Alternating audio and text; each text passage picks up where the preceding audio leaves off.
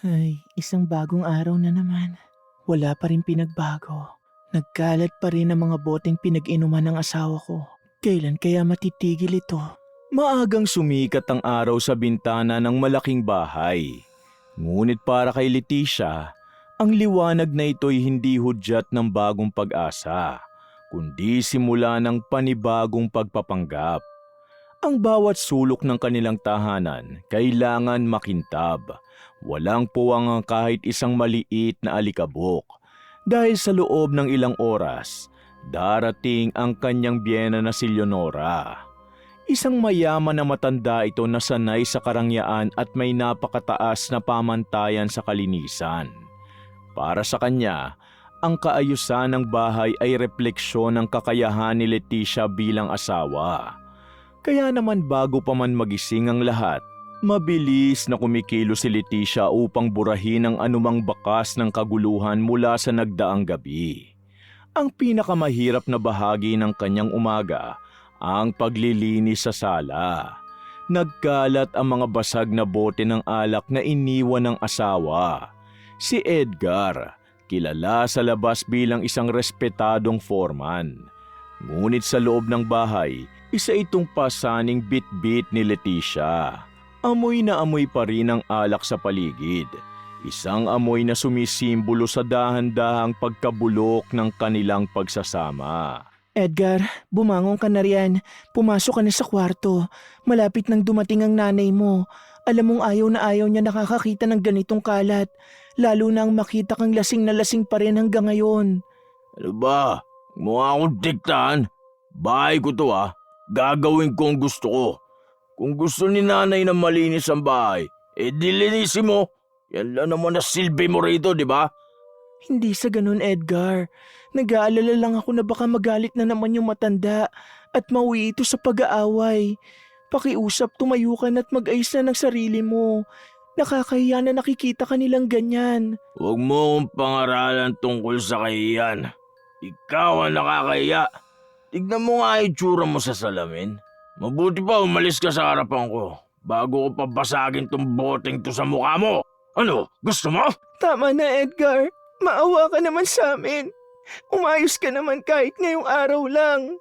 Sa tindi ng galit at kalasingan, hindi na kontrol ni Edgar ang kanyang pagkilos. Sa halip na sumunod, padabog niyang hinablot ang isang bote ng beer at malakas itong ibinalibag sa sahig malapit sa paanan ni Leticia. Ang mga bubog tumalsik sa kung saan-saan. Ang isang matulis na bahagi ng basag na bote tumama sa binti ni Leticia, dahilan upang mahiwa ito ng malalim at dumugo ng mabilis. Napangiwi sa sakit si Leticia.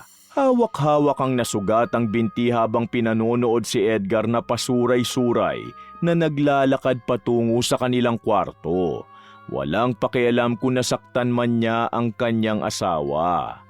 Mabilis na kumuha ng tela si Leticia upang balutin ang sugat.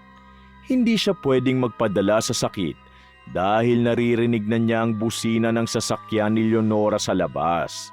Pinunasan niya ang kanyang mga luha at pilit na kinalma ang kanyang sarili.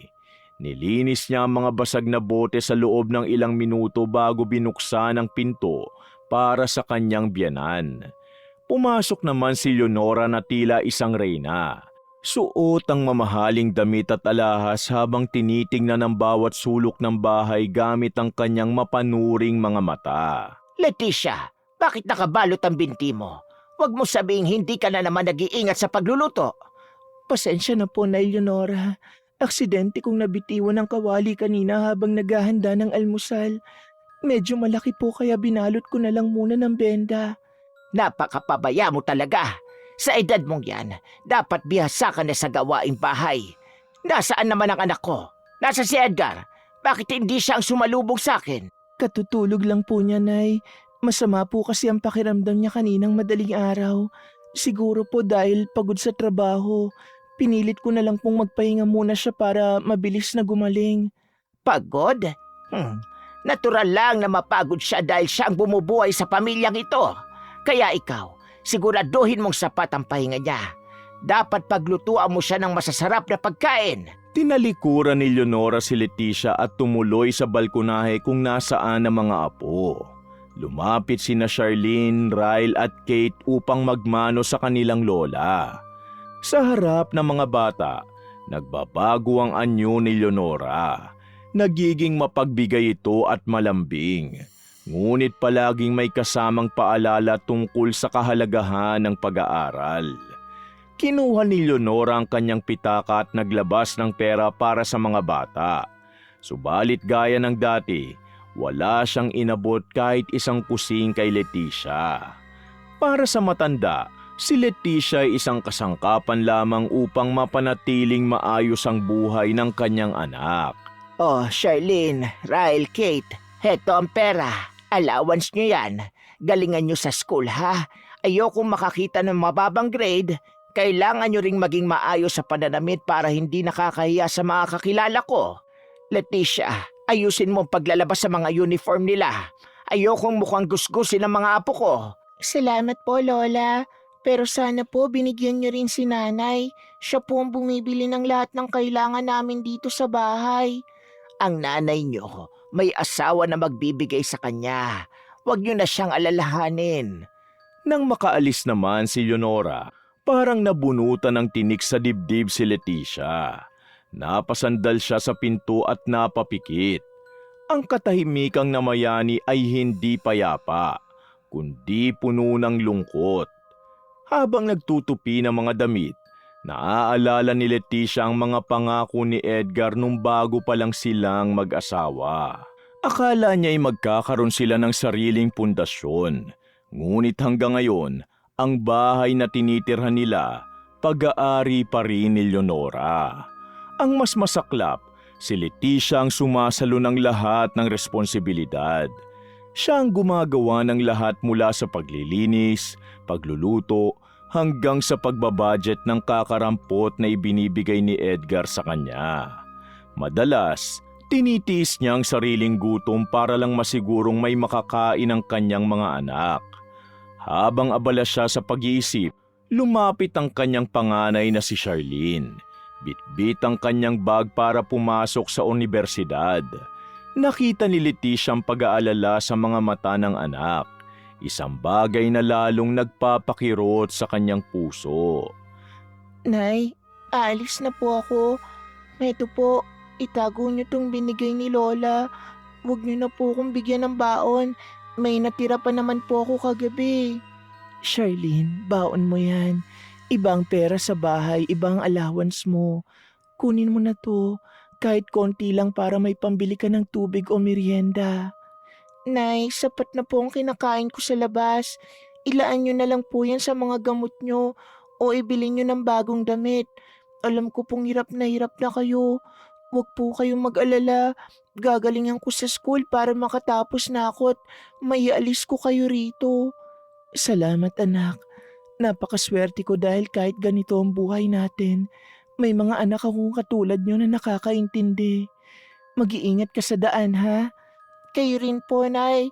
Huwag niyo na pong hayaang saktan kayo ni tatay ha. Kapag may ginawa na naman siya, tawagan niyo po ako agad. Pinanood ni Leticia ang paglakad palayo ni Charlene. Isang mapait na ngiti ang sumilay sa kanyang labi. Ang kanyang mga anak ang tanging dahilan kung bakit nananatili pa siyang humihinga sa impyernong ito. Habang ang sugat sa kanyang binti, humahapdi ulit. Isang paalala na ang kanyang martir na pagkatao ay may hangganan. Lumipas sa mga araw matapos ang pagbisita ni Leonora at gaya ng inaasahan, walang nagbago. Si Leticia ay nananatiling alipin sa sariling bahay.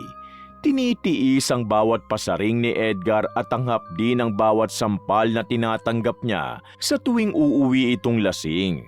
Para kay Leticia, ang kanyang katawan ay isa ng munting sakripisyo. Hanggat siyang nasasaktan at hindi ang kanyang mga anak, kaya niyang lunukin ang lahat. Subalit ang kanyang pagiging martir ay muling susubukin ng tadhana sa isang hapon na hinding-hindi niya malilimutan. Bandang tanghali na nang magising si Edgar na walang ibang inisip kundi ang kanyang alak. At nang wala na siyang mahanap sa kusina, uminit na naman ang kanyang ulo. Sa gitna ng kanyang pagwawala, nakita niya si Ryle, ang kanyang 12 taong gulang na anak na lalaki na tahimik na gumagawa ng assignment sa mesa. Inutusan niyang bata na lumabas at bumili ng alak gamit ang sarili nitong ipon. Ngunit sa unang pagkakataon, nagpakita ng pagtanggi ang bata. Ryle, bingi ka ba?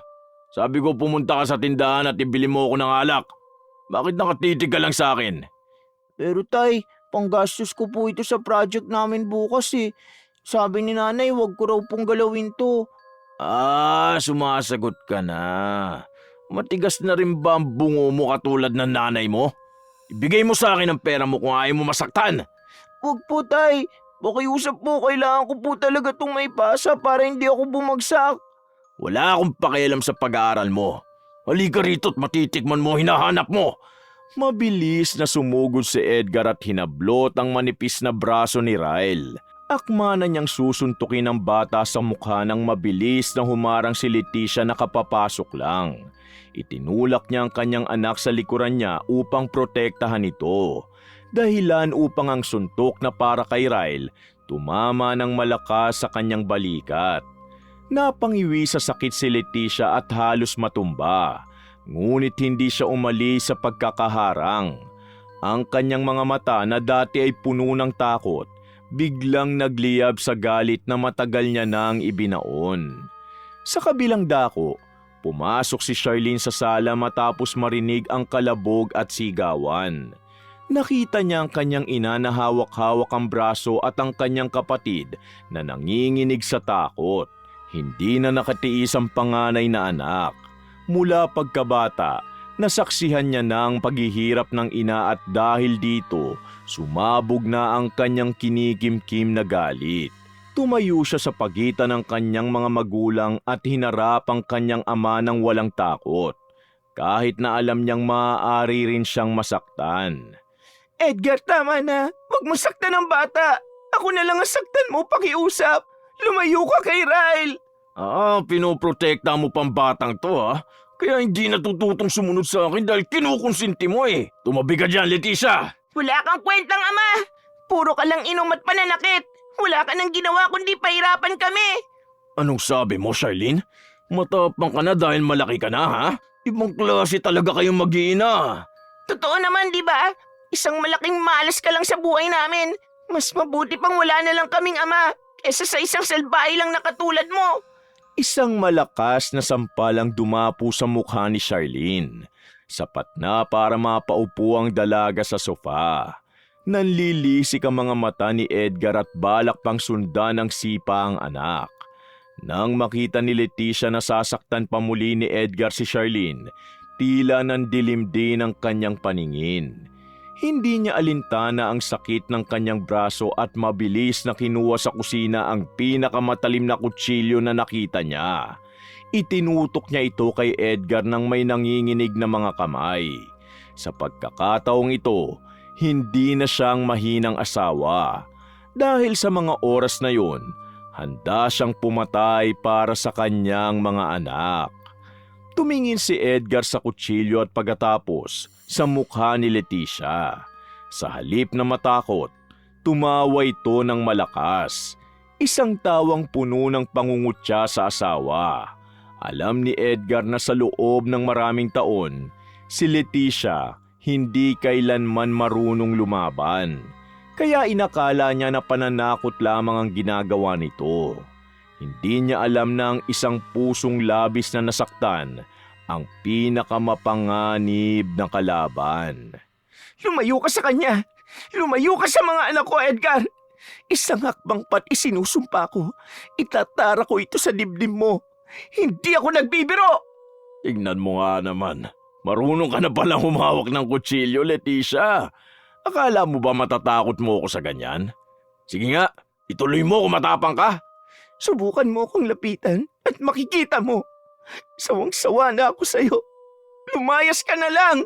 Hindi mo magagawa yan, duwag ka. Alam mo kapag pinatay mo ko, ikaw ang mananagot at mawawala ng ina mga batang yan. Mas mabuti nang nasa kulungan ako kesa nakikita kitang sinasaktan ng mga anak ko. Umalis ka na ngayon din! Talagang nagulat si Edgar sa lamig ng boses ni Leticia. Marahil nakita niya sa mga mata nito na handa nga itong pumatay sa sandaling yun. Padabog itong lumabas ng bahay at malakas na isinara ang pinto. Nang mawala ang presensya ni Edgar, binitiwan ni Leticia ang kutsilyo at napaluhod sa sahig habang nanginginig ang buong katawan. Agad siyang nilapitan ni na Charlene at Ryle, habang si Kate lumabas din mula sa kwarto. Umiiyak at nangihina dahil sa pabalik-balik na lagnat. Ang takot nilang mag-iina mas lalong lumaki at ngayon ay mabilis na gumawa ng desisyon si Leticia. Nagsimula silang magligpit ng gamit sa kwarto. Mabilis silang nagtupi ng mga damit at inilagay sa malaking maleta. Kahit na hindi nila alam kung saan sila pupunta. Determinado na si Leticia na ito na ang huling araw na mararamdaman nila ang bigat ng kamay ni Edgar. Baka sakaling sa paglayas nila, makahanap sila ng kaligtasan. Sa gitna ng kanilang pagliligpit, biglang bumukas ang pinto ng bahay. Inakala ni na Leticia na si Edgar ang nagbalik upang ituloy ang kanyang pananakit. Kaya mabilis niyang itinago ang mga bata sa likod niya. Subalit laking gulat nila nang pumasok si Leonora, ang kanyang biyenan, kasama ang kapatid ni Edgar na si Josefina. Ang dalaway may dalang mga pasalubong, ngunit agad na napako ang kanilang tingin sa mga bag at maletang nakalatag sa sala. Ang mukha ni Leonora agad na nag-iba ng anyo. Anong kaguluhan ito, Leticia? Bakit nyo inilalabas ang mga gamit nyo? Saan mo balak dalhin ang mga apo ko sa ganitong oras? Nanay Leonora, hindi ko na po kaya. Halos patay na po kami ni Edgar dito. Kanina lang pumuntik na niyang suntukin si Ryle at sinampal niya pa si Charlene. Hoy, huwag kang gumawa ng kwento, Leticia. Kilala ko ang kapatid ko. Lasenggo lang yun pero hindi yung mananakit ng walang dahilan. Baka ikaw ang nagsimula ng away kaya siya nagalit. Ano? Tingnan niyo ang pisngi ni Charlene. Tingnan niyo ang mga pasako. Hindi ito gawa-gawa lang. Lahat ng ito galing sa pananakit ni Edgar. Humidaho ka, Leticia. Ang mga sugat na yan baka nakuha mo lang sa trabaho rito sa bahay. Si Edgar, pinalaki ko ng maayos. Hindi siya mananakit ng ganon kung wala kang ginagawang mali. Halos manlumo si Leticia sa narinig. Ang kanyang huling pag-asa para sa hustisya sa loob ng pamilyang yon, tila gumuho. Kahit na nasa harap na nila ang katotohanan, mas pinili pa rin ni na Leonora at Josefina na pumanig kay Edgar. Para sa kanila, si Edgar hindi kailanman magkakamali. At si Leticia ang laging may pagkukulang. Dito na sumabat si Charlene. Hindi na niya mapigilan ang kanyang galit sa kanyang lola at tita na tila nagbubulag-bulagan sa kanilang kalagayan. Lola, tita, hindi po kami nagsisinungaling. Nakita ko po lahat. Pinubugbog po kami ni tatay at wala na po kami makain dahil lahat ng pera ginagastos niya sa alak. Tumahimik ka, Charlene. Matuto kang rumespeto sa amin, ha? Masyado ka pinalaking spoiled ng nanay mo kaya ganyan ang ugali mo sa tatay mo. Hindi po ako spoiled. Si tatay ang kinukonsinti niyo dahil hindi niyo siya kayang pagsabihan. Maawa naman kayo sa amin ni nanay. Leticia, isipin mo ito ng mabuti. Kung lalayas kayo, saan kayo pupunta? Sa kalsada? Sino magpapakain sa inyo? Wala kang trabaho. Wala kang natapos. Magtatrabaho po ako. Kahit anong gawin ko basta mailayo ko lang ang mga anak ko sa demonyo niyong anak. Ah, ganon ha? Isang matunog na sampal ang tumama sa mukha ni Leticia mula kay Leonora. Ang matanda, nanlilisik ang mga mata habang dinuduro ang kanyang manugang. Ginamit ni Leonora ang kanyang pinakamalalim na sandata. At yun, ang kawalan ng kakayahan ni Leticia na tumayo sa sariling mga paa. Alam ng matanda na si Leticia ay walang matatakbuhan at walang perang panggastos. at gagamitin niya ito upang pilitin ng manugang na manatili sa ilalim ng kanyang kontrol. Huwag mo kong pagsalitaan ng ganyan tungkol sa anak ko. Kung aalis kayo, sige, lumayas kayo. Pero tandaan mo ito, hindi ka makakakuha ng sustento mula sa akin. At ikaw, Charlene, kalimutan mo na ang pag-aaral mo. Lola, bakit po ganyan? Bakit yung dinadamay ang pag-aaral ko? Wala naman po akong ginawang masama. Pinagtatanggol ko lang ang nanay ko. Kung sasama ka sa nanay mo, asahan mong mamumulubi kayo. Hindi mo matatapos ang kurso mo. At ngayon, Leticia, kaya mo bang makitang naghihirap at nagugutom ang mga anak mo dahil lang sa pagmamatigas mo? Nanay, pakiusap po. Huwag niyo pong gawin ito sa mga bata. Sila po ang kawawa rito. Hindi ko po kayang makitang hindi sila makapagtapos. Kung gano'n naman pala, manatili kayo rito. Ayusin mo ang pag-uugali mo bilang asawa. At kung susubukan mong ilayo ang mga apo ko, sisiguraduhin kong sa kulungan ng bagsak mo dahil marami akong kakilala sa batas na pwedeng baliktarin ang sitwasyon mo. Napahagulgol na lamang si Leticia sa sahig habang nakayakap sa kanyang mga anak.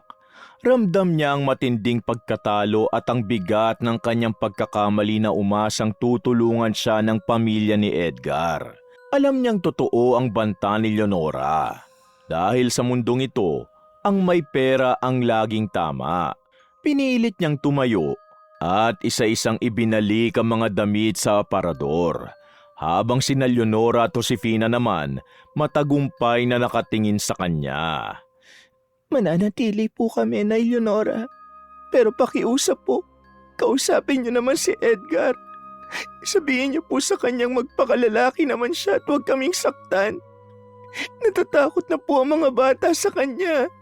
Pagsasabihan ko siya, pero siguraduhin mong hindi mo siya binibigyan ng dahilan para magalit. Ang lalaki parang apoy, kailangan mo siyang amuhin, hindi sabayan ang init. Tama si nanay.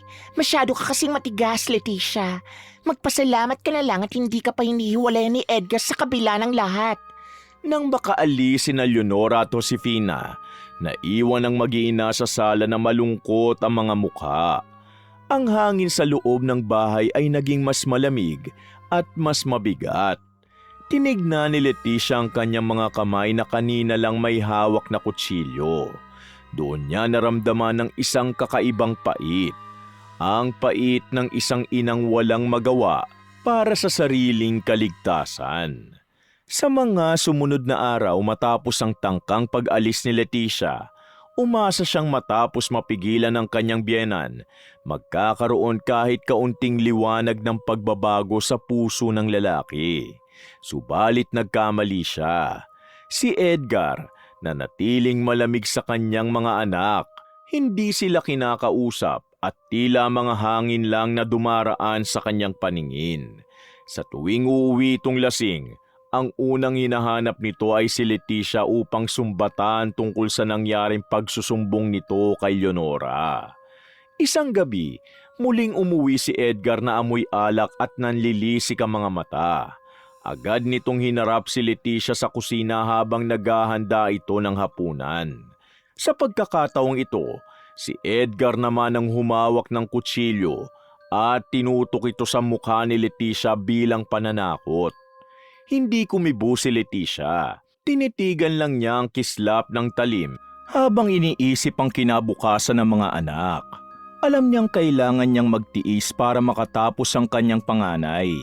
Dahil yun lang ang tanging paraan upang makaalis sila sa impyernong yun nang hindi namumulubi sa kalsada.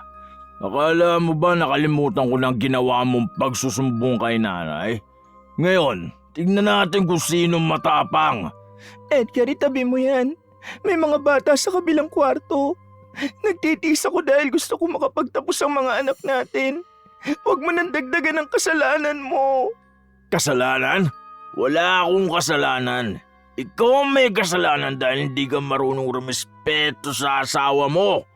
Isang salita mo pa at masasaktan ka. Sige, gawin mo. Patayin mo ako para matapos na ang pagdurusa ko sa kamay mo.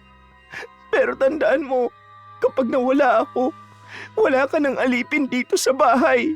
Sa kabila ng banta, hindi na kumibo si Leticia. Hinayaan niya lang si Edgar na magmura hanggang sa mapagod ito at makatulog na lang sa sofa. Kinabukasan, maagang umalis si Leticia upang makipagkita sa kanyang kaibigang si Gina.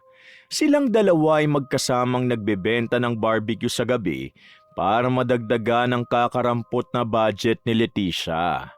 Habang nag-aayos sila ng mga paninda, napansin ni Gina ang mga bagong pasa sa leeg at braso ni Leticia. Hindi na nakapagtago ang martir na misis nang tanungin siya ng kanyang kaibigan tungkol sa kalagayan niya sa loob ng bahay. Leticia, hanggang kailan ka pa ba magtitiis? Tignan mo yung mga pasa mo. Hindi na yan normal Dapat mong talagang layasan ang hayop na yan. Gustuhin ko man, Gina. Pero alam mo namang sinubukan ko na. Paano na ang mga bata kung ganon? Si Leonora ang nagpapaaral sa kanila. Kapag umalis kami, magugutom sila sa kalsada. Yun ang problema sa iyo Masyado kang martir. Kung hindi mo sila malayasan, bakit hindi mo sila turuan ng leksyon? Sus, may kakilala akong magkukulam, si Manang Rosa. Kulam? Gina, alam mong masama yan. Baka lalong sumama ang buhay namin kapag pumasok ako sa ganyang gawain. Masama ba na ipagtanggol mo ang sarili mo? Tignan mo ko ngayon malaya na ako sa dati kong asawa dahil kay Manang Rosa. Di wala na siya sa buhay ko. Nakaramdam ng kakaibang kaba si Leticia. Subalit kasabay nito ang isang matinding pagnanais na gumanti. Sa loob ng kanyang isipan, parang may boses na bumubulong na ito na ang tanging paraan para tumigil si Edgar. Pag-uwi niya ng hapon, pumasok sa kanyang isip ang mga alaala nung bago pa lang silang mag-asawa. Naalala niya ang panahong maayos pa si Edgar. Ang panahong inaalagaan sila nito at hindi pa nalulunod sa alak. Ngunit ang mga alaalang yun, mabilis na nabura nang makita niya si Edgar na nakahandusay muli sa sala.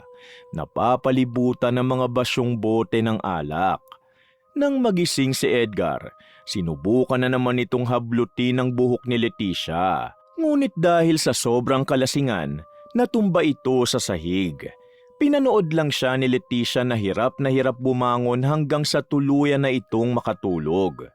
Dito na pagtanto ni Leticia na wala ng pag-asa ang kanyang asawa. Habang pinagmamasdan niya ang eksena, lumapit ang kanyang anak na si Charlene. Baka sa mukha ng dalaga ang pagod at awa para sa kanyang ina.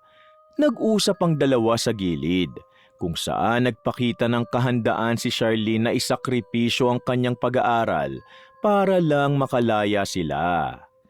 Nay, wag na po kayong umiyak. Kung talagang hindi na kaya, hihinto na po ako sa pag-aaral. Magtatrabaho po ako sa BPO company para makalayo na tayo kay tatay. Hindi Charlene. Wag mong sabihin yan. Ayokong matulad kay sa akin na walang tinapos at walang magawa kundi ang magtiis. Mag-aral ka lang. Ako na ang bahala rito. Pero Nay, naaawa na po ako sa inyo. Pati si Lola at si Tita Josefina wala silang ibang ginawa kundi maliitin kayo. Hindi niyo po deserve ito. Hayaan mo na anak. Darating din ang araw na magbabago ang lahat. Pangako ko sa'yo, hindi tayo habang buhay na ganito. Magtiwala ka lang kay nanay. Sana nga po, Nay. Sana matapos na tong impyernong nararanasan natin. Puno ng determinasyon si Leticia ng gabing yun. Kinabukasan, sa halip na pumunta sa palengke, sumama siya kay Gina patungo sa isang liblib na lugar kung saan matatagpuan ang kubo ni Manang Rosa. Pagpasok nila, nakita nilang isang matandang babae na may mapuputing buhok. Ano yan? Bakit kayo na pa rito? Manang, dinala ko palang kaibigan ko na nais humingi ng tulong. Inaabuso kasi siya ng asawa niya Ganon ba? Hindi na bago sa akin ang ganyang kaso. Opo, hirap na po ako ngayon. Gusto ko nang makawala sa buhay na ito. Kung ganon, sigurado ka na ba sa balak mo?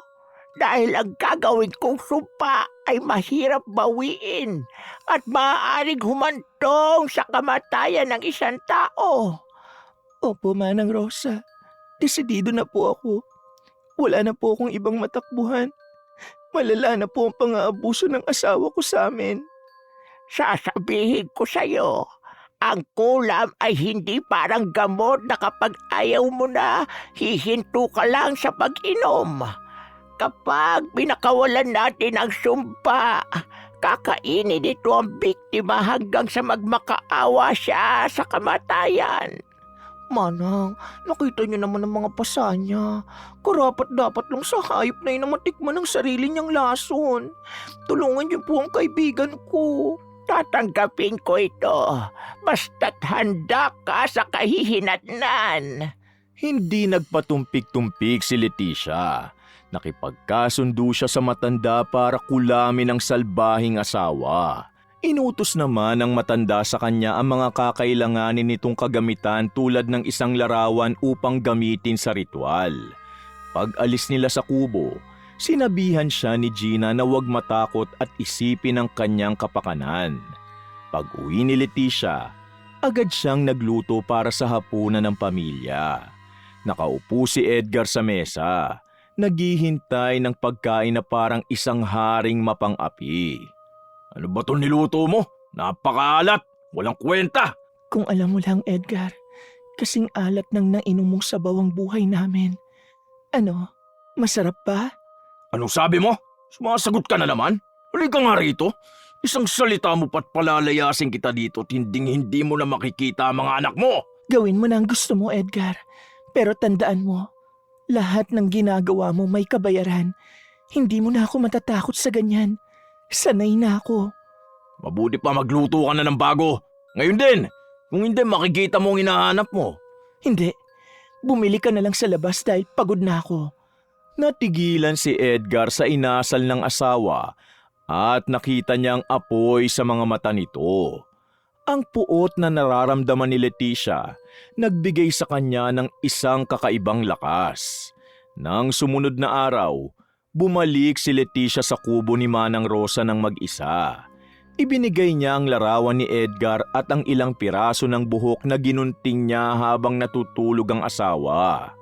Nang maibigay, sinimulan agad ng matanda ang ritual at nangako kay Leticia na ibibigay niya ang nais nitong kaparusahan.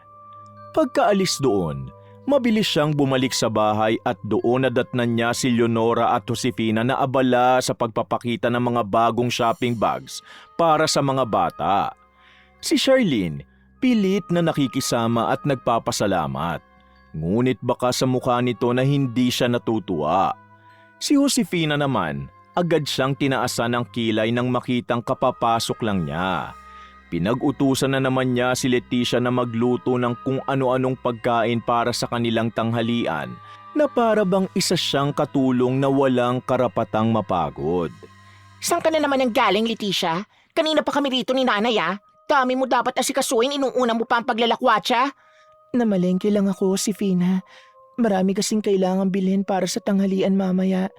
Heto na, magluluto na ako. Siguraduhin mong masarap ang lulutuin mo, ha? At itong mga bata, bibihisa mo sila ng maayos dahil may pupuntahan kaming party mamayang gabi. Huwag mong gagawing kuskusin ang mga apo ko. Opo, Nay. Masusunod po lahat ng gusto nyo. Huwag po kayo mag-alala. Magiging maayos ang lahat simula ngayon. Mabuti naman at natututo ka na. Sige na, magluto ka na dahil nagugutom na kami. Habang abala sa kusina, narinig ni Leticia ang mahinang bulungan ni Leonora at Josefina sa sala na tila ba sinisigurong hindi niya maririnig.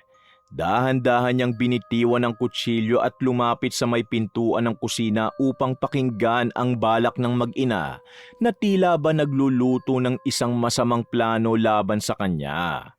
Hindi akalain ni Leticia na sa kabila ng lahat ng pagtitiis niya, may mas malalim pa palang katraydora na balak gawin ng pamilya ni Edgar upang tuluyan siyang mapaalis sa bahay na yun.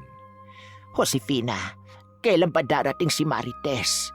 Kailangan na nating ipakilala yun kay Edgar habang wala itong si Leticia sa bahay. Bukas na bukas din, Nay. Kinausap ko na siya. Gustong-gusto rin niya si Edgar noon pa man. At siguradong mas magiging maayos ang buhay ng kapatid ko sa kanya kesa rito kay Leticia. Mabuti, kapag nakuha na ni Marites ang loob ni Edgar, madali na nating mapapalaya si Leticia. Sasabihin nating hindi na siya kailangan dito at kukunin natin ang mga bata. Tama, Nay. Wala naman laban niya si Leticia. Isang sipa lang natin dyan. Lalabas din niya ng kusa. Basta siguraduhin mo lang na hindi makakahalata ang mga bata hanggat hindi pa natin na isasagawa ang plano. Naniga sa kanyang kinatatayuan si Leticia habang hawak-hawak ang gilid ng lababo dahil sa tindi ng puot na nararamdaman niya sa kanyang narinig.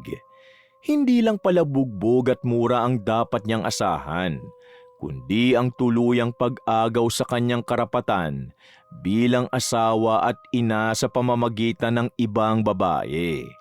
Kumuyom ang kanyang mga kamao dahil sa katrayduran ng kanyang biyena na kanyang pinagsisilbihan. Hindi niya inaalala na mapalitan siya. Ang ikinakatakot niya, ang mailayo sa kanya ang mga bata. Isang gabi, lumampas sa lahat ng hangganan ng kalupitan ni Edgar. Umuwi itong hindi lang lasing, kundi puno ng galit dahil sa pagkatalo sa sugal. Hindi na lang si Leticia ang kanyang pinagbalingang saktan. Nang tangkaing protektahan ni Charlene ang kanyang ina mula sa mga sipa ni Edgar, hindi nag-atubili ang lalaki na sampalin at itulak ang sarili niyang anak.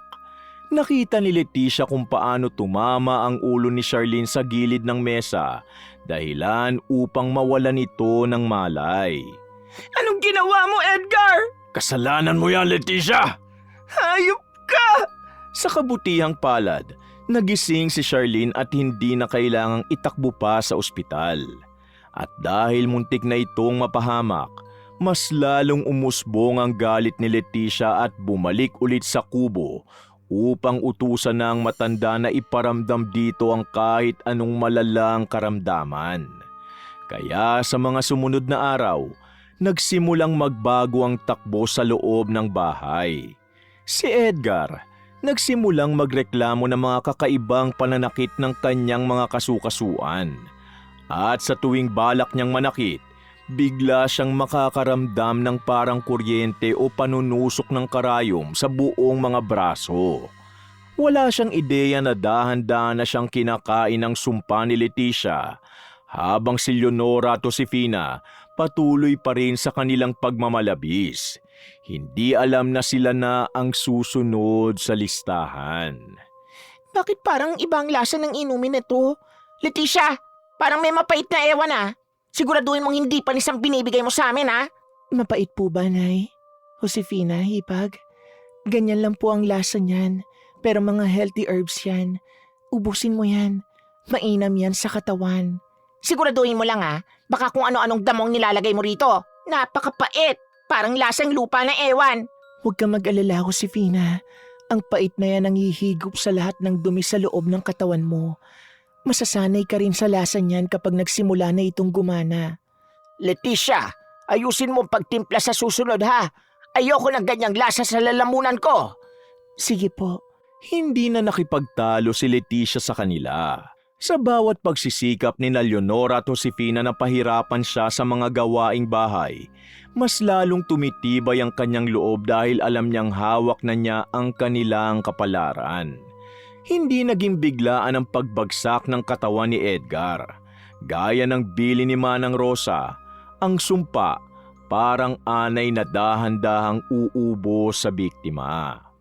Isang umaga, nagising si Edgar na napadaing ng malakas. May mga tumutubong maliliit ngunit matitigas na bukol sa kanyang leeg, dahilan upang mahirapan siyang lumunok ng pagkain. Halos nakabara na ito sa kanyang lalamunan upang mahirapan siyang huminga. Leticia, halika rito. Ano tong tumutubo sa leeg ko? Tapos itong mga balat ko, napakakati at ang hapdi kapag natatamaan ng hangin. Bukol? Baka naman bunga lang yan ng sobrang alak mo, Edgar. O baka naman Sinusumbatan ka na ng sarili mong balat sa dami ng pasa na ibinibigay mo sa amin. Huwag mo akong pilosopuhin ha. Ibigay mo sa akin ang pera mo at ibili mo ako ng mabisang gamot sa butika. Bilis! Hindi ako makakapasok sa trabaho dahil dito. Pera? Saan ako kukuha ng pera, Edgar? Di ba lahat ng kinikita ko sa barbecue, kinukuha mo para sa sugal mo? Wala ako kahit 5 rito. Wala akong pakialam. Pumunta ka kay nanay, humingi ka ng pambili. Sabihin mo mamamatay na ako sa sakit nito. Sumunod si Leticia sa gusto ni Edgar hindi dahil sa awa, kundi dahil alam niyang ito na ang tamang oras para masira ang plano ni Leonora. Sakto namang sa sumunod na araw, dumating na ang babaeng ipapalit kuno sa kanya. Nadatnan niya sa sala si Marites kasama si Leonora at Josefina. Nakasuot ito ng magarang damit at puno ng kolorete ang mukha. Tila handang-handa ng akitin ng kanyang asawa. Ngunit nang lumabas ng kwarto si Edgar, nagbago ang ihip ng hangin. Marites, heto nga palang kapatid ko. Edgar, bakit ganyan ang itsura mo? Teka, Edgar, huwag ka lalapit. Ano yung mga nakakadiring bukol sa leeg mo? Nakakadiri? Josefina, sabi mo sa akin maayos ang kuya mo. Bakit parang nabubulok na yan? Ayoko na. Aalis na ako. Edgar, ano nangyari sa'yo? Leticia, bakit inayaan mo maging ganyan ang itsura ng anak ko? Wala ka talagang kwentang asawa. Pinabayaan mo siyang magkasakit ng ganyan. Pinabayaan? Kayo naman ang mayaman, di ba? Heto nga at pinapunta kayo ni Edgar dito para humingi ng pambili ng gamot. Dahil wala siyang tinira sa akin kahit pambili ng asin. Huwag mo kami sinasagot-sagot, Leticia, ha? Kasalanan mo ito. Baka kung ano-ano ang pinapakain mo sa kapatid ko kaya siya nagkakaganyan. Sa unang pagkakataon, hindi yumuko si Leticia. Tumayo siya ng tuwid sa harap ni Leonora at Josefina, habang si Marites ay nagmadali nang lumabas ng bahay dahil sa takot na baka mahawahan ng sakit ni Edgar. Ang plano nilang palitan si Leticia, gumuho sa isang saglit dahil walang babae sa kanyang tamang pag-iisip ang gugustuhing lumapit sa isang lalaking dinapuan ng kakaibang sakit. Bakit ako ang sinisisi niyo ngayon? Kayo naman ang may pera. Kung gusto niyo siyang gumaling, edi dalhin niyo siya sa ospital. Pero tignan niyo ang mga bukol na yan. Parang bawat isa niyan, katumbas ng bawat sampal na ibinigay niya sa akin. Walang hiya ka! Paano mo nasasabi yan sa asawa mo? Josefina, tignan mo ugali ng babae ito. Kaya pala ayaw na sa kanya ni Edgar. Ayaw niya na sa akin? O baka naman natatakot lang kayong lahat dahil alam niyong hindi niyo na ako kayang kontrolin. At ikaw, Josefina, huwag mo kong maduro-duro. Baka bukas makalawa, ikaw naman ang tubuan ng ganyan sa mukha mo. Pinagbabantaan mo ba ako? Nay, naririnig niyo ba siya? Hibang na yata itong si Leticia. Hindi ako ibang. Gising na ako. At simula ngayon, kung gusto niyong mabuhay ng maayos ang anak niyo, matuto kayong rumespeto sa akin. Dahil ako lang ang natitirang mag-aalaga sa kanya, ngayong diring-diri kayo sa kanya. Hindi makapaniwala si Leonora sa kanyang naririnig. Ang dating martir na misis na tinitiris lang nila, naging palaban na sa harap nila. Napilitang maglabas ng pera si Leonora at iniabot ito kay Leticia nang may nanginginig na mga daliri. Habang si Edgar, napaupo na lang sa sahig dahil sa tindi ng panghihina. Alam ni Leticia na ang gamot na bibilhin niya hindi tatalab. Dahil ang sumpa ni Manang Rosa, hindi kayang gamutin ng kahit ano. Ang bawat sentimong nakuha niya, itatabi niya para sa kanyang mga anak. Habang panonoorin niyang dahan-dahang mabulok ang kanyang asawa sa harap ng kanyang pamilyang mapang-api. Hindi na mabilang ni Leticia kung ilang gabi na siyang hindi nakakatulog ng maayos. Hindi dahil sa takot, kundi dahil sa daing ng paghihirap ni Edgar sa kabilang kwarto. Ang mga bukol sa leeg ng asawa niya hindi lang basta lumaki, nagnana na rin at nagsimula na ring mamaga ang dalawa nitong paa. Ang mga binti ni Edgar naging doble ang laki at kulay ube na ang balat na parang puputok na. Sa tuwing susubukan niyang itapak ang kanyang mga paa sa sahig, sumisigaw siya dahil pakiramdam niya may mga libu-libong karayom na tumutusok sa kanyang mga talampakan. Hindi na rin siya makapasok sa trabaho at hindi na rin makahawak ng bote ng alak dahil nanginginig ang kanyang buong katawan. Kasabay ng pisikal na sakit ang pagpasok ng mga guni-guni. Nakikita ni Edgar ang mga anino sa sulok ng kwarto na parang mga multo na unti-unting lumalapit sa kanya. Nagsusuka rin siya ng maitim at malapot na likido na may kasamang kakaibang amoy na parang nabubulok na karne, kahit na wala naman siyang kinakain. Leticia! Leticia, nasaan ka na? Tulungan mo ako. May mga multo na pumasok sa kwarto. Ang sakit ng mga paa ko. Parang may mga uod na kumakain sa loob. Narito lang ako sa kusina, Edgar. Huwag ka maingay dahil natutulog na ang mga bata. Wala namang ibang tao dyan sa loob eh. Baka dala lang yan ng gutom. Hindi. Nakikita ko sila.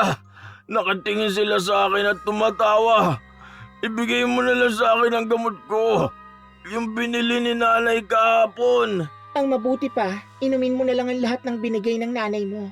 Siyang may pera. Siyang nakakaalam kung anong mabuti para sa'yo. At huwag kang magreklamo dyan. Nabibingi na ako. Teka lang. Nasusuka na naman ako, Leticia. Parang may kung anong gumagapang sa lalamunan ko. Pakiusap, dali mo ako sa ospital.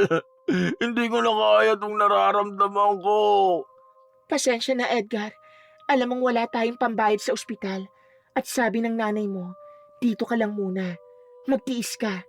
Gaya ng pagtitiis ko sa'yo noon. Habang nagdurusa si Edgar, nagsimula ring sumama ang kalagayan nila Leonora at Josefina sa kabilang banda. Ang dalawang babae, abala sa pagkamot sa kanilang mga braso at leeg. Nagkaroon sila ng mga kakaibang allergy na hindi mawala-wala kahit anong pahid ng mamahaling cream. Ang mga pantal, mapuputi at may mga pulang guhit na bakas na mga kuko na dumidiin sa kanilang balat. Si Leonora, hindi na rin makapagsalita ng maayos dahil ang kanyang lalamunan laging tuyo at makati. Kahit uminom siya ng maraming tubig, baliwala. Ang tanging nakakapagpakalma lang daw sa kanila ang herbal tea na ginagawa ni Leticia. Ngunit ang hindi nila alam, yun mismo ang nagpapatuloy ng sumpa sa loob ng kanilang mga katawan. At nagtataka rin si Leonora dahil kahit anong pagsusuri ng doktor na pinapapunta niya, walang makitang mali sa dugo ni Edgar o sa balat nila. Nanatili naman muna sila sa bahay nila Leticia para magtago. Leticia, asikasuhin mo naman itong si Josefina. Kanina pa siya hindi mapakali sa kati ng balat niya. At yun siya ako, lagyan mo pa ng mas maraming dahon dahil parang doon lang ako nakakahinga. Nay, tingnan mo itong braso ko. Bakit parang may mga marka ng kalmot dito? Parang may sumasakal sa akin tuwing gabi kaya hindi ako makatulog na maayos. Baka naman masyado lang sensitibo ang balat nyo dahil sa kung ano-anong pinapahid nyo. Heto na po pala ang tiyan nyo. Inumin nyo na habang mainit pa. Napakapait talaga nito. Pero sige, uubusin ko na. Kumusta na ba ang anak ko sa loob? Bakit parang lalong lumalakas ang sigaw niya ngayon? Masama pa rin po ang pakiramdam niya. Sabi niya marami siyang nakikitang kung ano-ano sa paligid. Siguro, kailangan niyo na siyang dalhin sa mental. Ano? Hindi pwede, Leticia. Nakakahiya yun sa pamilya namin. Ikaw na lang ang bahala sa kanya. Baka gagaling din yan pagkatapos ng ilang buwan. Oo, mapapahiya kami sa mga kakilala kung malaman nilang may nasiraan ng bait sa pamilya namin. Pakiusap, Leticia. Pagtiisan mo ang anak ko. Napangiti na lang si Leticia habang pinagmamasda ng dalawa. Kitang-kita niyang pangihina nila Leonora at Josefina. Ang mga dating matatapang at mapang-api, tila mga lantang gulay na ngayon na hindi na siya kayang manduhan. Sa tuwing tataas ang boses ni Leonora, bigla itong mauubo ng matindi hanggang sa may lumabas na dugo sa kanyang labi. Si Josefina naman, hindi na rin makalabas ng bahay dahil sa dami ng mga pantal sa kanyang mukha. Samantala, si Edgar nagsimula ng magwala sa loob ng kwarto. Hinahampas niya ang kanyang ulo sa dingding sa pag-asang mawawala ang mga nararamdaman niya. Sa bawat kalabog, pakiramdam ni Leticia na babawasan ang bigat ng kanyang dibdib. Pinagmamasdan niya ang kanyang mga anak na sina Charlene at Ryle na tahimik na nag-aaral sa kabilang bahagi ng bahay. Tila hindi naririnig ang kaguluhan dahil ayaw niyang madamay ang mga ito. Leticia, yung mga multo, kinukuha na nila ako. Tulong, nanay, tulungan niyo ako. Bakit ayaw nila akong lumayan? Edgar, anak, naririnig kita. Pero hindi ako makabangon. Ang bigat din ng mga binti ko. Josefina, tignan mo ang kapatid mo, pakiusap. Nay, hindi ko rin kaya. Makati na naman ang mukha ko. Parang may mga langgam na kumakagat sa loob ng balat ko. Leticia, nasa ka na ba? Kunin mo na yung mainit na bimpo. Sandali lang po. Nagluluto pa ako ng hapunan nyo eh. Hindi ko pwedeng iwan ang niluluto ko, baka masunog. Sayang naman ang mga rekado na binili ko. Maawa kayo, ayoko na. Itigil niyo na ang pagbulong sa akin. Leticia, patawarin mo na ako. Itigil mo na to. Anong pinagsasasabi mo, Edgar? Wala akong ginagawa sa'yo. Baka ang sarili mong konsensya ang bumubulong sa'yo. Magpahinga ka na lang dyan. Patuloy ang pag-ikot ng karma sa loob ng bahay. Si Leticia, tahimik na nagsisilbi. Ngunit ang totoo, nagmamasid siya sa unti-unting pagbagsak ng kanyang mga kaaway. Ang pera ni Leonora, unti-unting nauubos sa mga gamot na wala namang bisa. Ang mga alas ni Josefina na isangla na rin para pambayad sa mga espesyalistang hindi rin alam ang gagawin. Habang ang pamilya ni Edgar nalulunod sa dusa, si Leticia unti-unti nang nakakaipon para sa kanyang balak na paglisan balang araw. Sa bawat pagsuka ni Edgar, sa bawat pag-ubo ni Leonora, at sa bawat pagkamot ni Josefina, alam ni Leticia na malapit na ang katapusan ng kanyang paghihirap.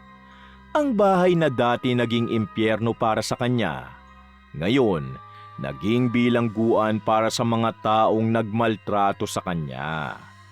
Sa gitna ng dilim at usok ng barbecue, nagkita sina Leticia at Gina sa isang sulok kung saan walang makakarinig sa kanilang pag-uusap. Pagod na pagod ang itsura ni Leticia, ngunit may kakaibang kislap sa kanyang mga mata na tila ba may nabunot na tinik sa kanyang dibdib. Ikinwento niya kay Gina ang lahat ng nangyayari sa loob ng kanilang bahay, mula sa mga bukol ni Edgar hanggang sa mga kakaibang pantal ni Leonora at Josefina. Sinabi rin ni Leticia na hindi na niya halos makilala ang kanyang asawa dahil sa tindi ng pamamaga ng katawan nito at ang walang tigil na pagsuka ng maitim na likido. Habang nakikinig si Gina, tumatangulang ito at tila ba nasisiyahan sa bawat detalye ng paghihirap ng pamilya ni Edgar. Para sa kanila, ito na ang matagal na nilang hinihintay na kabayaran para sa lahat ng pagpapahirap na tiniis ni Leticia sa loob ng mahabang panahon. Leticia, huwag ka makaramdam ng awa ha. Isipin mo lahat ng gabi na umiiyak ka sa akin dahil hindi mo na kaya ang pambubugbog niya. Ngayon, hayaan mo silang makatikim ng sarili nilang karma. Alam ko, Gina. Pero minsan, natatakot din ako kapag naririnig ko ang sigaw ni Edgar sa gabi. Hindi ko akalain na ganito katindi ang epekto ng sumpa ni Manang Rosa. Nararapat lang sa kanila yan. Pati yung biyanan mong akala mo, Reyna, ngayon nagkakamot na rin ang katawan. Huwag kang titigil hanggat hindi sila lumulod sa harap mo ha, at magmakaawa. Kanina nga, nakita ko si Josefina na umiiyak dahil hindi niya na maitago ang mga sugat sa mukha niya. Wala na silang magawa kundi magmakaawa sa akin na wag ko silang iwan. Mabuti yan. Ipagpatuloy mo lang ang pagpapahirap sa kanila. Malapit nang dumating ang araw na pagsisisihan nila ang lahat. Matapos ang kanilang pag-uusap, bumalik na si Leticia sa kanilang bahay. At dito, hinarap siya ng anak ni Charlene na nais siyang kausapin. Doon nalaman ni Leticia na sinundan pala siya ng kanyang panganay na anak nang huli siyang pumunta sa kubo ni Manang Rosa sa gubat. Hindi nakapagsalita agad si Leticia dahil sa tindi ng kaba na baka itakwil siya ng kanyang anak dahil sa ginagawa niyang kulam. Subalit sa halip na magalit, nakita ni Leticia ang matinding pag-aalala sa mga mata ni Charlene. Hindi para kay Edgar, kundi para sa kaligtasan nilang mag-iina. Alam ni Charlene na mapanganib ang pasukin ang mundo ng itim na mahika. Ngunit alam din niya na ito lang ang tanging paraan para makalaya sila sa impyernong kinalalagyan nila. Nay, alam ko na ang lahat. Nakita ko kayo sa kubo ng matandang mangkukulam nung nakaraang linggo. Bakit niyo po pinasok ang ganyang bagay? Charlene, nag-iingat lang ako. Ginagawa ko lang ito para matapos na ang lahat ng pagdurusa natin. Alam mong wala tayong ibang matatakbuhan. Pero Nay, delikado ito. Baka sa uli tayo naman ang singilin ng sumpang yan. Paano kung pati kami ni Ryle at Kate madamay sa ginagawa niyo? Ilang beses na tayo nagmakaawa sa kanila, di ba? Nakinig ba sila? Hinayaan nila tayong magutom at masaktan habang sila nagpapakasasa sa pera. Wala silang awa, kaya wala na rin akong awa ngayon. Naiintindihan ko po ang galit niyo, Nay. Pero sana, huwag ito umabot sa malalang punto na hindi na natin kayang kontrolin. Gawin niyo ang gusto niyo, Nay. Pero pakiusap po, mag-iingat kayo. Inintindi ni Leticia ang pag-aalala ng anak. Natakot lang ito na mapahamak siya, ngunit siniguro niya na hindi sila madadamay. Pagpasok ni Leticia sa kwarto ni Edgar, nadatnan niya ang kanyang asawa na halos hindi na makagalaw. Ang mga binti nito nababalot ng nangingitim na balat at ang amoy ng kwarto lalong naging matindi. Habang nililinis ni Leticia ang paligid, biglang dumaing si Edgar at sa unang pagkakataon, hinawakan nito ang dulo ng damit ni Leticia. Sa mahinang boses at may mga luhang pumapatak, humingi ng tawad si Edgar para sa lahat ng kanyang mga pagkakamali. Nagulat si Leticia dahil sa tagal nilang mag-asawa, ngayon lang niya narinig ang salitang patawad mula sa labi ng lalaking bumugbog sa kanya ng maraming taon. Leticia, patawarin mo ako. Hindi ko na kaya ang sakit. Parang sinusunog na ang buong kaluluwa ko sa tuwing pipikit ako. Ngayon ka lang humihingi ng tawad, Edgar. Ngayong hindi ka na makabangon at kailangan mo na ang tulong ko. Nung malakas ka pa, wala ka namang ibang ginawa kundi saktan kami, di ba? Alam ko, malaki ang kasalanan ko. Pakiusap, itigil mo na to. Gusto ko nang gumaling. Ayoko nang makita ang mga anino na laging sumusunod sa akin. Hindi ko alam kung seryoso ka o natatakot ka lang mamatay. Pero ang bawat pasa na ibinigay mo sa akin, hindi basta-basta mawawala dahil lang sa isang salitang patawad. Maawa ka na, Leticia. Gagawin ko ang lahat. Basta mawala lang itong hapdi sa balat ko. Pakiusap, tulungan mo ko. Tinalikuran ni Leticia si Edgar at lumabas ng kwarto kung saan sinalubong siya ni Leonora at Josefina. Ang dalawang babae hindi na makilala. Ang kanilang mga mukha ay napuno ng mga pantal. Ang dating matapang na si Leonora, nakaupo na lang sa sofa habang nanginginig ang mga kamay. Samantalang si Josefina, nakabalot ang mukha ng tela upang hindi makita ang mga allergy na lalong lumalala. Sa tindi ng kanilang nararamdaman, mapipilitan silang lumapit kay Leticia upang humingi rin ng dispensa. Alam nilang si Leticia lang ang tanging makakatulong sa kanila. At ang kanilang pagiging mapagmataas, tuluyan ang gumuho dahil sa takot na baka iwan sila nito at wala nang mag-aaruga sa kanila. Leticia, anak, patawarin mo kami. Kung ano man ang nagawa naming pagkukulang sa inyo ng mga bata, sana'y makalimutan mo na yun. Hindi na namin kaya itong nangyayari sa amin. No, Leticia. Patawarin mo na kami. Huwag mo ngayaang mamatay ang kapatid ko at huwag mo kaming pabayaan na maging ganito habang buhay. Ang dali ninyong magsabi ng patawad ngayon. Nung sinasaktan ako ni Edgar, nasa ng awa nyo? Noong pinagtatawanan niyo ang kahirapan ko, nasa ng paghingi niyo ng pagsisisi? Nagkamali kami, Leticia. Inaamin namin yon. Gagawin namin ang gusto mo. Basta itigil mo lang ang kung ano mang itong nangyayari sa pamilya natin.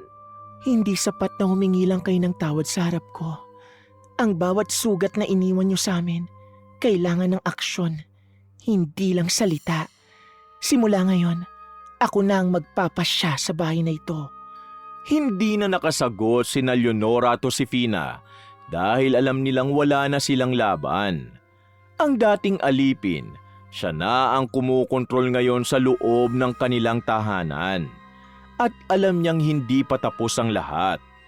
Ngunit ang paghingi ng tawad ng kanyang mga kaaway, sapat na upang malaman niyang nagsisimula na ang tunay na hustisya.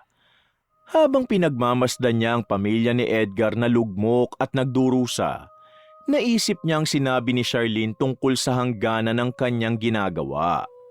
Kinabukasan, hindi na nakapaghintay ang mag-inang sina Leonora at Josefina. Dahil sa tindi ng hapdi ng kanilang mga balat at sa takot na tuluyan na silang mabulok gaya ni Edgar, napilitan silang harapin si Leticia sa sala.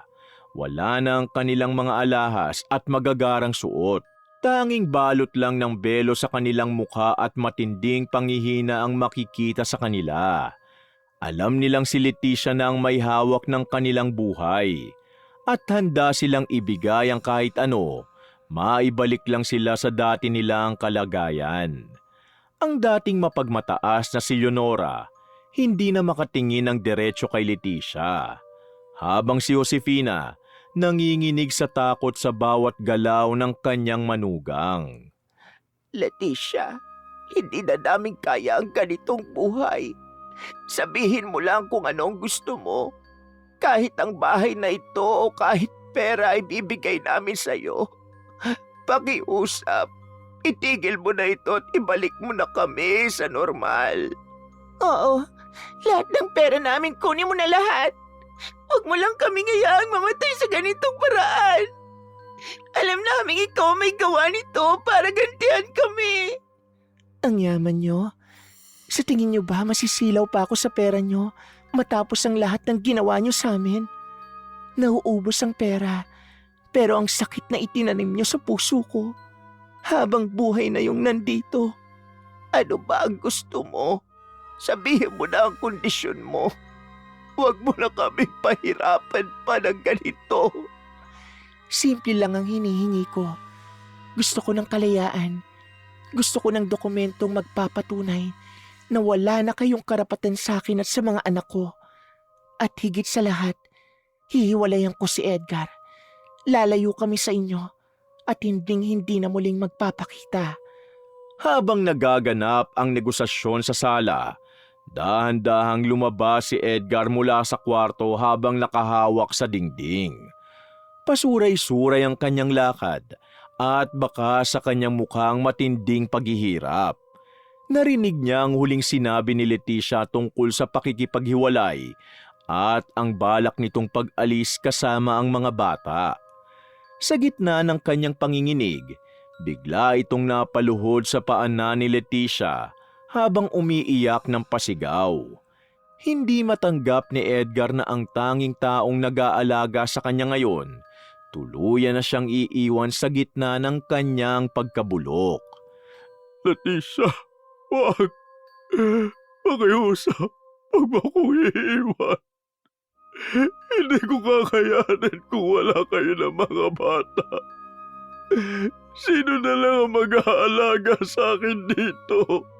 Ang kapal din ang mukha mong sabihin yan, Edgar. Nung binubugbog mo ko, naisip mo ba kung kaya ko ang sakit? Noong tinatakot mo ang mga bata, naisip mo bang trauma nila?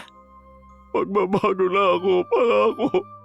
Hindi ko na kayo sasaktan. Patawarin mo na ako, Leticia. Huwag niyo kaming iwan nila, nanay. Kailangan ka namin. Huli na ang lahat para sa mga pangako mo. Hindi na kami masaya sa bahay na ito dahil sa pagiging salbahe mo at ng pamilya mo. Leticia, maawa ka. Ako ang asawa mo. Ama ako ng mga anak mo. Huwag mo kami talikuran ng ganito. Hindi natinag si Leticia sa pagmamakaawa ni Edgar. Tinitigan niya ang kanyang asawa ng walang anumang emosyon. Para sa kanya, ang lalaking nasa harap niya, isa na ang estranghero na walang puwang sa kanyang puso. Sina Leonora at Josefina naman, hindi na nakakibo. Napagtanto nila na ang kalayaang hinihingi ni Leticia, ang tanging paraan upang sila mismo makaligtas sa sumpang lumalamon sa kanila. Sa bawat hagulgol ni Edgar, mas lalong tumitibay ang desisyon ni Leticia na tapusin na ang mahabang kabanata ng kanyang pagiging martir. Ang bawat salita ni Edgar, tila hangin na lang na lumulusot sa kanyang pandinig. Dahil ang kanyang isipan ay nakatuon na sa hinaharap kasama ang kanyang mga anak. Tapos na tayo, Edgar. Ang paghingi mo ng tawad, hindi mabubura ang lahat ng mga pasa at sugat na iniwan mo sa amin. Ngayon, harapin mo ang sarili mong pagdurusa. Hindi ko kaya, Leticia. Parang awa mo na. Kayang-kaya mo yan. Kung nakaya mong maging malupit ng maraming taon, kayanin mo rin ang mag-isa sa gitna ng pagdurusa mo. Pirmahan niyo ang mga dokumentong ito at pagkatapos, wala na tayong ugnayan sa isa't isa. Napilitang lumapit si Leonora upang pirmahan ang mga papeles na inilatag ni Leticia sa mesa. Si Edgar naman, nanatiling nakalugmok sa sahig. Humihikbi at pilit inaabot ang laylayan ng palda ni Leticia. Subalit mabilis itong umiwas.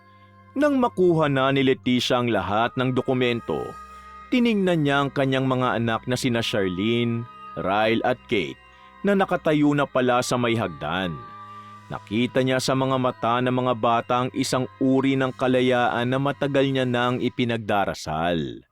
Sa wakas, ang impyernong kanilang tinitirhan, magiging isa na lang mapait na alaala, habang ang pamilya ni Edgar may iwang nabubulok sa sarili nilang kasamaan. Matapos ang komprontasyon kagabi, maagang gumising si Leticia at naglakad patungo sa liblib na kubo ni Manang Rosa. Habang naglalakad doon, ramdam ni Leticia ang bawat hakbang ng kanyang mga paa na unti-unting gumagaan ang kanyang pakiramdam. Pagdating sa kubo, agad niyang inilahad sa matanda ang kanyang hiling na bawiin ang sumpang ibinigay kay Edgar at sa pamilya nito. Ipinaliwanag ni Leticia na nakuha na niya ang kalayaang matagal niya nang ipinagdarasal at ayaw na niyang bitbitin pa ang bigat ng puot sa kanyang puso habang nagsisimula ng bagong buhay. Sigurado ka na ba, Leticia? Ang sumpang binitiwan mo, hindi madaling bawiin. Pero dahil ang puso mo ang nagpasya, gagawin ko ang gusto mo. Opo, Manang Rosa. Sapat na sa akin ang nakita ko silang lumuhod at humingi ng tawad. Ayokong may mamatay dahil sa galit ko. Mabuting desisyon yan. Ang galit na itinatanim sa puso ay parang laso na kumakain din sa may-ari nito. Mula sa araw na ito, malaya na kayo sa isa't isa. Maraming salamat po. Ngayon, kaya ko na pong lisanin ang bahay na yun ng walang bitbit na kahit anong hinanakit. Mag-iingat ka sa iyong paglalakbay, Leticia. Ang bagong buhay mo magsisimula sa sandaling tumalikod ka sa pintuan ng bahay ng salbahe mong asawa. Naintindihan ni Manang Rosa ang kanyang hiling. At sa pamamagitan ng huling ritual at pagbulong sa mga itim na kandila, ipinahayag ng matanda na dahan-dahan ng wakasan ang sakit sa katawan ni Edgar at ng pamilya nito. Subalit ang mga peklat nito mananatili bilang paalala ng kanyang mga naging kasalanan. Pagbalik ni Leticia sa bahay, agad niyang tinawag si Charlene upang simulan ang huling pag-iimpake ng kanilang mga gamit. Nakahanda na ang mga maleta at bag na naglalaman ng kanilang mga damit at ang kaunting perang naipon ni Leticia. Habang bitbit ang kanilang mga gamit pababa ng hagdan, nakita nila si Edgar na nakasandal sa pinto ng kwarto. Payat at hirap pa ring huminga. Ngunit baka sa mukha nito ang gulat nang makitang paalis na ang kanyang mag-iina. Si Leonora at Josefina naman, nakatingin lang mula sa sala. Hindi makapagsalita dahil sa tindi ng kahihiyan at panghihina ng kanilang mga katawan. Leticia, sandali. Huwag kayong umalis. Paano na ako rito? Sino na magpapakain at mag-aalaga sa akin? Matuto kang tumayo sa sarili mong mga paa, Edgar. Gaya ng ginawa ko noong iniwan mo kaming nagugutom. Matuto kang mabuhay ng mag-isa. Nay, wag na po natin pakinggan ang mga sinasabi niya. Tara na po, naghihintay na po ang sasakyan natin sa kanto. Leticia, anak, kahit ang mga bata man lang sana iwan mo rito. Paano na ang pag-aaral nila kung lalayo kayo? Huwag niyo nang alalahanin ng mga anak ko na Leonora. Ako nang bahala sa kanila. Hindi na alintanang mahirap na buhay. Basta walang mananakit sa amin. Sa huling pagkakataon, lumingon si Leticia sa bahay na naging kulungan niya ng maraming taon bago tuluyang isara ang pinto at maglakad palayo kasama ang kanyang 3 anak. Lumipas ang maraming buwan at ang mag-iina tuluyan ang nakapanirahan sa isang malayong barangay na malapit sa dagat. Dito, bumuo si Leticia ng isang bagong mundo na malayo sa ingay at gulo ng kanyang nakaraan. At dahil sa kanyang pagiging madiskarte, nakapagpatayo siya ng isang malaking sari-sari store na nakakatulong sa kanilang pang-araw-araw na gastusin. Si Charlene naman, nagpatuloy sa pag-aaral habang may mga sideline na trabaho sa hapon upang makatulong sa gastusin. Sina Ryle at Kate ay masasaya na ring naglalaro sa bakuran. Malaya sa takot na baka biglang umuwi ang kanilang ama na lasing at galit. Payapa ang bawat gabi ni Leticia.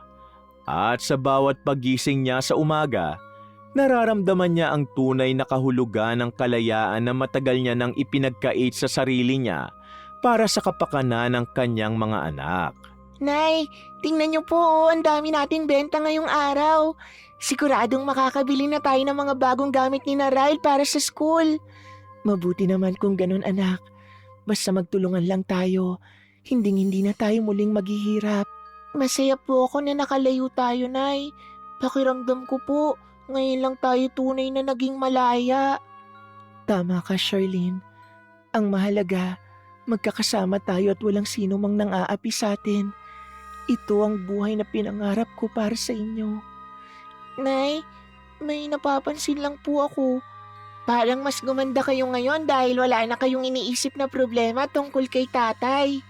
Nako anak, binubola mo pa ako. Habang nagpapakasasa sa kapayapaan ng pamilya ni Leticia, sa kabilang dako naman, unti-unti nang nagbabago ang buhay ni Edgar. Matapos mawala ang sumpa, naiwan ang mga itim na peklat sa kanyang balat.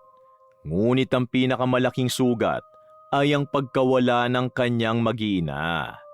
Naging matinding aral kay Edgar ang kanyang pagkakasakit dahil itinigil na niya ang pag-inom ng alak at ang pagsusugal. Nagsimula siyang magtrabaho bilang isang construction worker at kalaunan naging foreman muli dahil sa kanyang galing sa trabaho. Sa bawat sahod niya, itinatabi niya ang malaking bahagi nito. Umaasang balang araw, Nakikita niya ang kanyang mga anak upang makabawi sa kanyang mga pagkukulang. Sina Leonora at Josefina naman, naging mapagkumbaba na rin.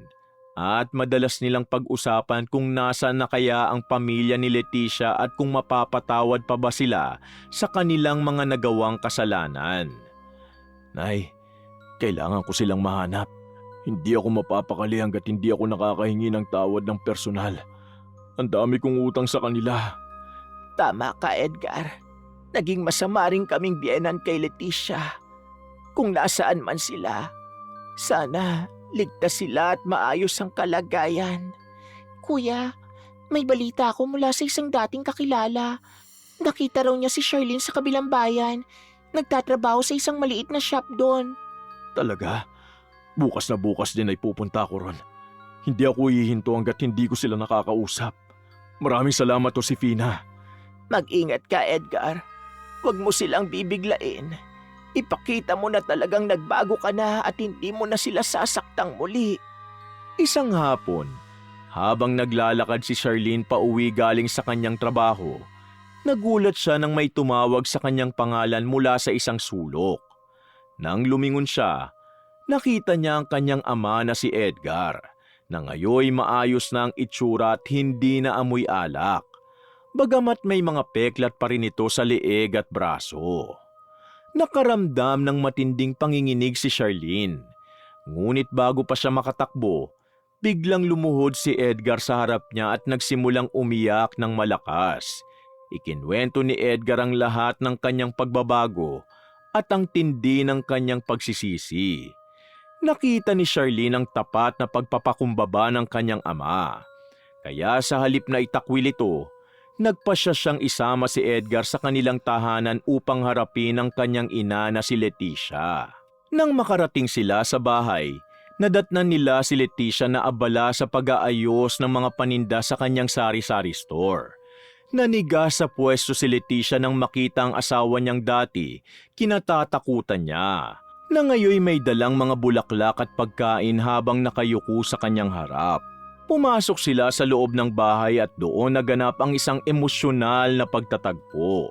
Lumapit ang mga nakababatang anak na sina Ryle at Kate at bagamat may pag-aalinlangan, niyakap nila ang kanilang ama na matagal na nilang hindi nakikita.